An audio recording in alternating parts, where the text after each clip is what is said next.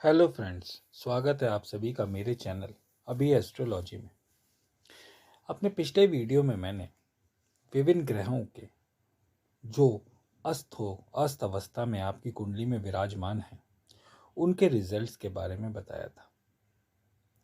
आज मैं आप लोगों को अस्त ग्रह से संबंधित कुछ सामान्य नियम बताने जा रहा हूं।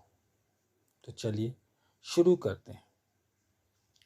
देखिए, आमतौर पर अगर हम माने तो जब कोई भी ग्रह अस्त अवस्था में होता है तो वह बलहीन होता है। अस्त मतलब क्या हो गया?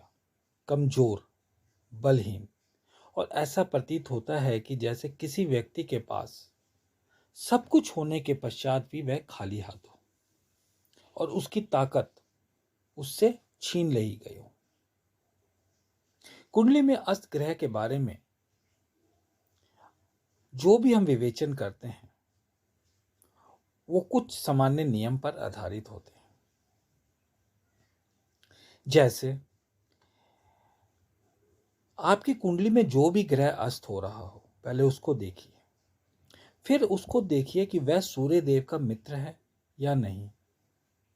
यदि आपकी कुंडली का जो भी ग्रह अस्त अवस्था में है वह सूर्य देव का मित्र है तो वो कम अशुभ होता है, अर्थात आपको कम समस्याएं प्रदान करेगा।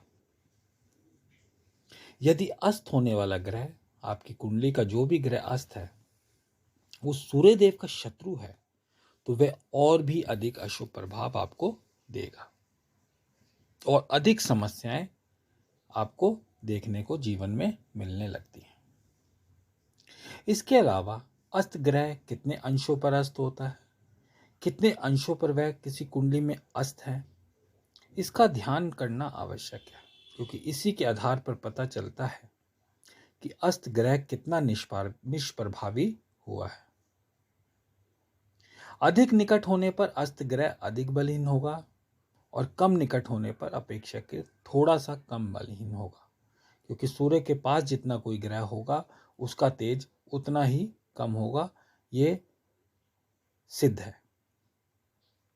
अगर हम इसको उदाहरण के तौर पर देखें कि यदि शुक्र देव सूर्य से 10 डिग्री पर अस्त हो और किसी दूसरे व्यक्ति की कुंडली में शुक्र देव सूर्य से 2 डिग्री पर अस्त हो, तो दोनों प्रकार के अस्त शुक्र के फलों में हमें काफी अंतर देखने को मिलेगा। क्योंकि खाली अस्त है और उसकी डिग्री देखे बिना अगर हम उसका भरपूर विवेचन कर दें तो वो भी ज्योतिष के अकॉर्डिंग सही नहीं होता। तो हमें इस चीज का भी ध्यान रखना अति आवश्यक है।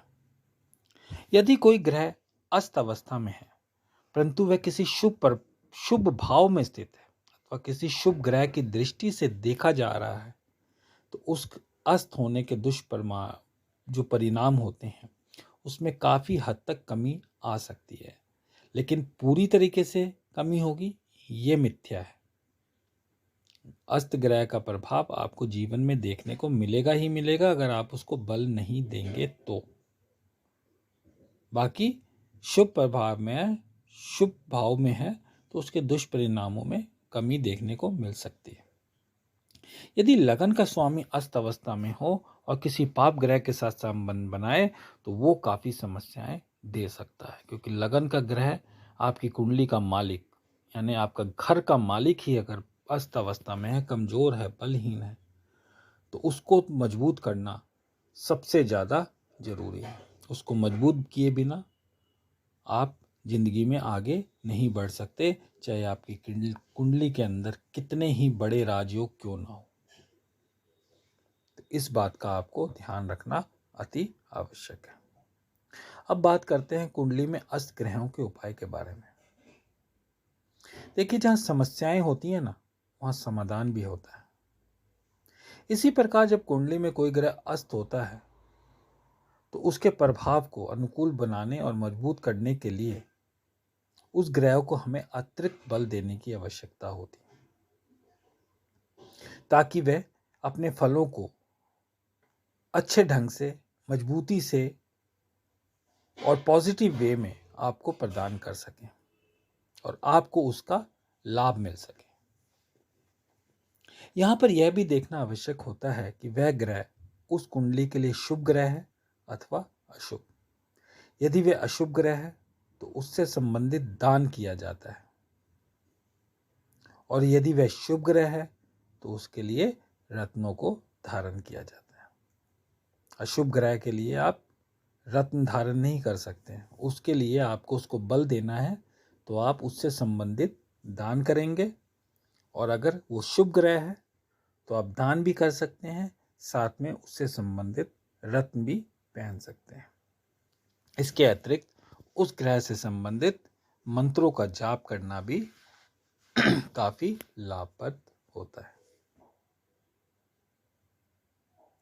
तो यदि आपका ग्रह कोई भी ग्रह अस्त है तो उसके लिए आपको सबसे पहले उसकी प्रवृत्ति को देखना होगा, उसकी डिग्री को देखना होगा, सूर्य से उस ग्रह की मित्रता शत्रुता को देखना होगा, आपके लगन के स्वामी के साथ उसका क्या संबंध है ये आपको देखना होगा।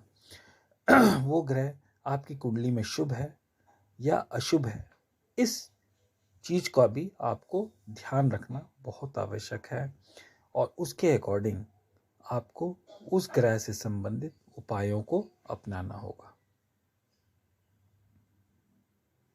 यदि आप अस्त ग्रह को अस्त ही रहने देते हैं तो जीवन में आपको काफ़ी समस्याओं का सामना करना पड़ सकता है, और या यूं कहें कि ऐसे जातक को जीवन में समस्याएं घेरी ही रहती हैं। व्यक्ति को पता नहीं चलता कि उसके जीवन में क्या अच्छा है क्या बुरा।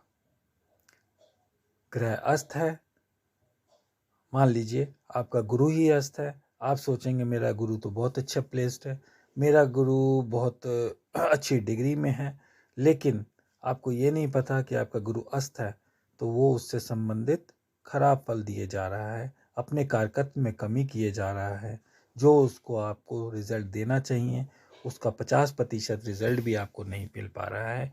तो इसलिए आप जब भी किसी से कुंडली एनालाइज करवाएं तो अस्त ग्रह का यदि कोई आपको उपाय बताए तो उस उपाय को आप अवश्य करें, क्योंकि ग्रह अस्त है तो वो ऐसा नहीं है कि वो आपको रिजल्ट नहीं दे सकता।